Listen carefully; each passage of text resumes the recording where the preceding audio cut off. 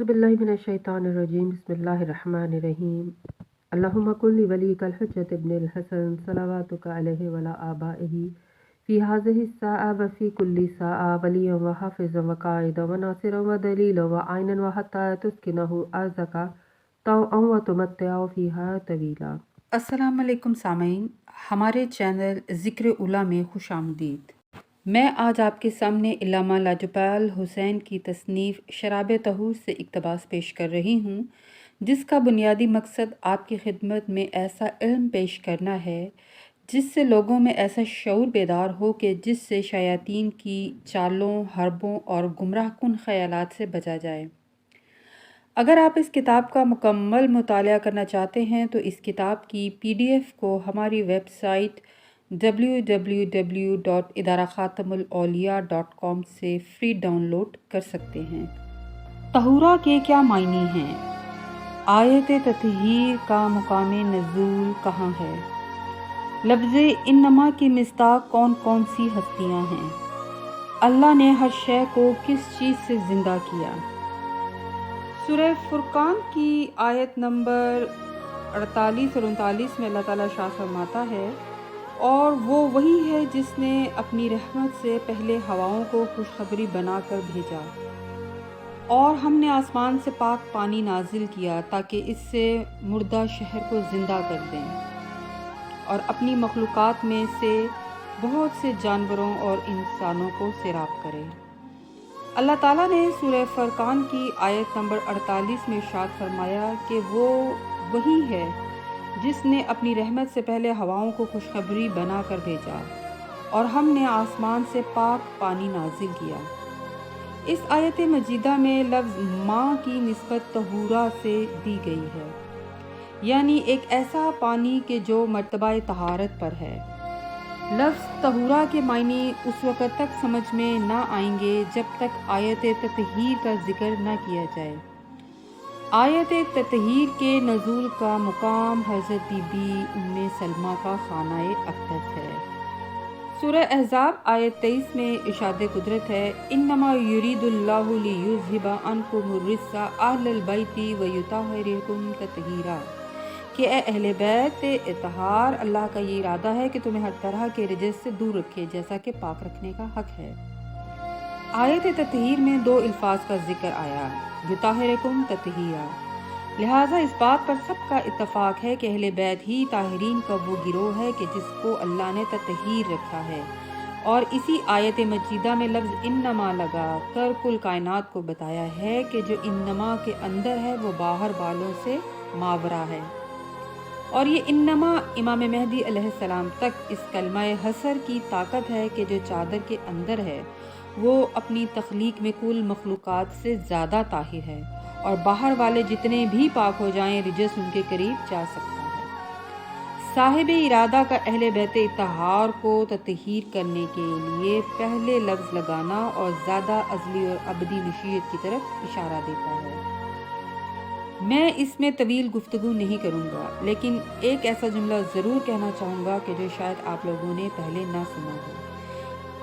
इतना अर्ज़ करूँगा कि अल्लाह ताला बार बार उनकी तहारत और अहले दुनिया को उनसे अलग करके ये बताना चाह रहा है कि जो मेरी ज़ात के कुर्बे कमाल पर मौजूद हों वो पाक ही रहते हैं, क्योंकि उनकी तहारत का जिक्र करके अल्लाह अपनी कमाल तहारत का इजहार कर रहा है कि अगर रिजस उनके करीब गया तो इरफानियाती हवालों से ये नुक्ता जहन में आएगा कि कोई मलून और नजस अल्लाह के करीब जा सकता है, लिहाजा निजासत की कोई भी हालत या सूरत हो ना वो मेरे करीब आ सकती है और ना मैं उनके करीब जा सकता हूँ, क्योंकि कुल आलमीन में अगर अल्लाह उनकी तहारत का ऐलान ना करे कि जो अल्लाह की नूरानी ततहीर के मजहर हैं, तो वो अल्लाह कैसे अपनी पाकी को बयान करे। लिहाजा उस पर वाजिब है कि मर्तबा अबदियत में उनको सुबहान वो कहे जो नूर अला नूर हो। मालूम हुआ कि सुबहान का मायने ये बयान किया जाता है, पाक है वो अल्लाह हर तरह के ऐब से कि जो भी मखलूक़ात में पाए जाते हैं। अल्लाह ने उन तमाम ऐबों को आयत ततहीर में रिजस करार दिया है। रसूल पाक का फरमान है, बारे लाहा, ये मेरे अहले बैत और अकरबा हैं, इनसे रिजस को दूर रख। 3 मरतबा ये दुआ की। अल्लाह ने آل محمد کی طہارت کا ارادہ کیا اور رسول نے یہ آیت پڑھ کر کہا بار الہ یہ میری اہل بیت ہیں، ان سے رجس کو دور رکھ۔ یعنی ثابت ہوا کہ کل عالمین میں جہاں بھی تطہیر، طاہرہ یا طہورہ کی بات ہوگی اور جس شے کے لیے بھی یہ لفظ استعمال ہوگا اس کا تعلق نور اول کی طینت تطہیر کی علت اولا سے ہے، اور وہ پاک پانی جو آسمان سے نازل ہوا ہے اس کی خاصیت یہ ہے کہ اللہ تعالیٰ اس کے ذریعے مردہ کو زندہ کرتا ہے۔ اس حیات بخش پانی کے اندر اس طہارت کا آنا ثابت کرتا ہے کہ یہ اسی نور اول سے خلق ہوا ہے، اور اللہ نے قرآن میں اسی لیے فرمایا کہ ہم نے ہر شے کو پانی سے زندہ کیا ہے۔ اس آیت مبارکہ میں کچھ نکات درج ذیل ہیں۔ اول، رحمت الہی سے قبل ہواؤں کو خوشخبری بنا کر بھیجا۔ دوئم، آسمان سے پانی کو نازل کیا۔ اب اس ماں کی حقیقت کیا ہے؟ سوئم، اس پانی سے مردہ شہروں کو زندہ کیا۔ آیت تطہیر کی روشنی میں ہم طہارت کے معنی جانتے ہیں۔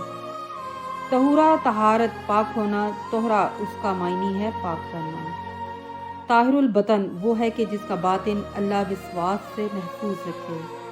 طاہر الظاہر وہ ہے کہ جسے اللہ گناہ کرنے سے محفوظ رکھے۔ اس معنی کی روشنی میں یہ بات واضح ہے کہ شیطان جن کے باطن تک رسائی کر پاتا ہے یا وسواس میں مبتلا رکھتا ہے وہ لوگ مقام عصمت پر کسی طور بھی شامل نہیں ہوتے، بلکہ وہ اپنی پوری زندگی میں کسی بھی حالت میں، خواہ مصائب یا تنگی یا فقیری یا غیظ و غضب میں، جہاں اللہ کی رضا میں گمراہ ہونے کا خدشہ موجود ہو، وہ بشر کبیرہ و صغیرہ گناہوں میں آلودہ رہ سکتا ہے۔ اسی لیے پورے عرب میں رسول کریم اور ان کے اہل بیت کے علاوہ کوئی بھی عصمت و طہارت و تقویٰ کے اعلیٰ مرتبے پر فائز نہ تھا، صرف وہی تھے کہ جن کا تعلق نور اول کی حقیقت اصلیہ سے تھا۔ اسی لیے بعد از رسول صلی اللہ علیہ وآلہ وسلم امیر کائنات علیہ السلام نور مصطفیٰ سے اتحاد کلی رکھتے ہیں۔ یہ اتحاد ناقابل تقسیم و ماورائے حقیقت لاہوتی ہے۔